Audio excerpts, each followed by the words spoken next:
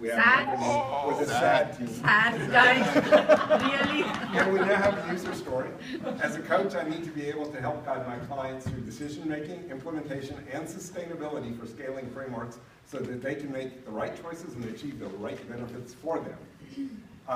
We did a lot of work, and there's a lot of material here we're not going to get to, but we took photos of all of our mind maps, and we did some videos of walking through the material in the mind maps, so that'll be available online. So we broke that into 4 sections, the first being frameworks, the adoption, the support and sustainment of the frameworks, and we also broke down into a selection tool, which is the only part that we're going to talk in any detail about.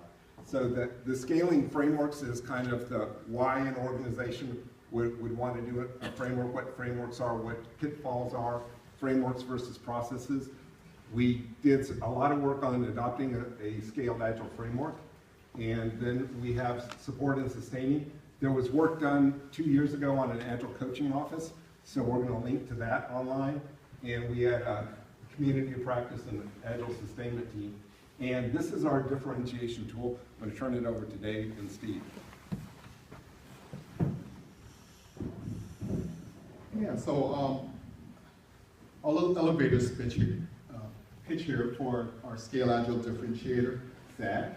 So for organizations who are interested in scaling frameworks, our Scaling Differentiation tool provides a comparative analysis, unlike heated internet diatribes. So our tool, SAD, will provide guidelines in the selection of the appropriate scaling framework for our organizations. So we set up a little table here, which Steve will do a little deep dive and give you more details about that. Not very deep with the remaining 70 seconds. But, so what we have is across the top, we've got some of the more common scaling frameworks that we're aware of at least. And then we picked a set of criteria that we could sort of evaluate against, and we've since come up with a lot of other ideas that we didn't have time to implement there. And so we hit things like completeness / heaviness, popularity of adoption growth, agile purity, cost, and then some of the just nice textual positives, main concerns, level of scale, and what kind of problems does it seem focused on solving. And we used a little color coding that's really kind of low, medium, high for some items, and then we have a lot of textual comments, all of which are probably highly debatable and highly subjective. Okay.